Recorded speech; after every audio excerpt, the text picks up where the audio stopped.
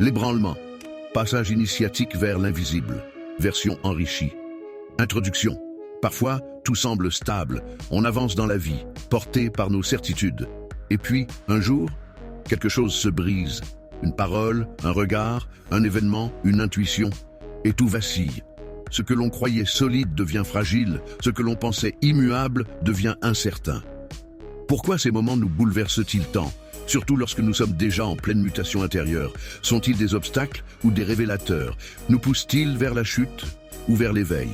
Prenons un instant, souvenez-vous. Avez-vous déjà vécu un moment où tout a changé sans que vous l'ayez anticipé? Ou un simple mot, un simple événement a ouvert une brèche en vous? Si oui, alors vous comprendrez ce qui suit. L'ébranlement, un catalyseur de transformation. L'ébranlement n'est pas un hasard. C'est une secousse, une onde qui traverse chaque fibre de notre être. Mais pourquoi maintenant? Pourquoi nous? Je me souviens d'un ami d'enfance, perdu de vue depuis des années. Un jour, sur les réseaux sociaux, il m'envoie un message. Pourquoi n'as-tu jamais publié tes écrits? Qu'attends-tu? Une question simple, mais en réalité, ce n'était pas une question, c'était une vérité jetée en pleine lumière.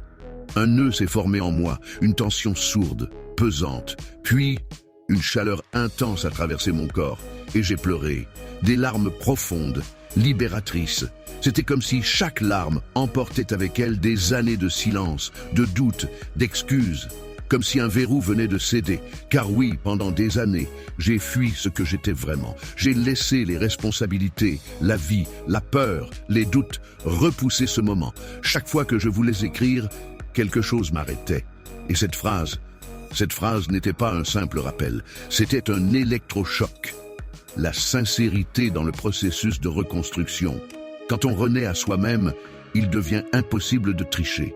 On ne peut plus jouer un rôle. On ne peut plus entretenir des relations creuses, s'accrocher à des illusions. Mais ce chemin a un prix. Il faut apprendre à être seul, à se retrouver face à soi-même, sans bruit, sans masque. La solitude peut être effrayante, mais elle est nécessaire. Elle n'est pas une punition, elle est un passage, un moment où tout se dépouille, tout s'épure. Alors, la solitude est-elle une malédiction ou une invitation à aller plus loin? L'épreuve initiatique et le divin. Les ébranlements sont-ils des tests divins, des secousses envoyées pour nous réveiller, pour nous extraire de nos illusions? Nous croyons parfois que la douleur est une injustice. Mais si elle était une purification, et si ce que nous percevons comme une perte était en réalité un allègement? Peut-être que ceux qui ressentent la solitude sont appelés à un dialogue plus intime avec l'invisible. Peut-être que ce vide n'est pas un vide, mais un espace sacré. Un lieu où l'on peut enfin entendre ce qui nous était murmuré depuis toujours. Conclusion.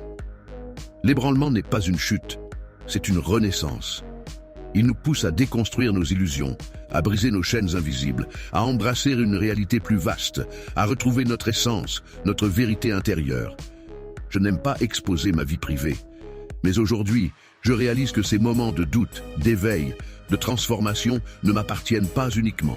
Ils sont universels. Et si vous traversez un ébranlement, souvenez-vous de ceci. Vous n'êtes pas seul. Peut-être avez-vous, vous aussi, ressenti un jour ce poids de l'amertume, cette peur de ne pas être à la hauteur.